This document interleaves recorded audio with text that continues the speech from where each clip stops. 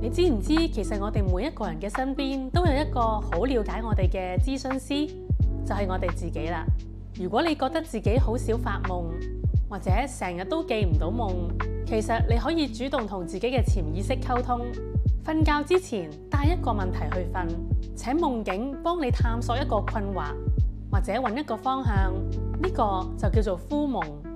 敷夢係一個非常好玩，亦係好適合新手去開始夢工作嘅方法。因為當你開始提問，而你又真係喺夢入邊得到回應、答案或者新嘅角度，你會慢慢發現，原來自己嘅內在真係有好多智慧。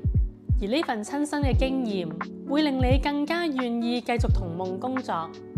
嚟緊我會開辦最新一期嘅夢行者育成之旅，可以掃描畫面上面嘅 QR code 了解詳情同報名。到時見。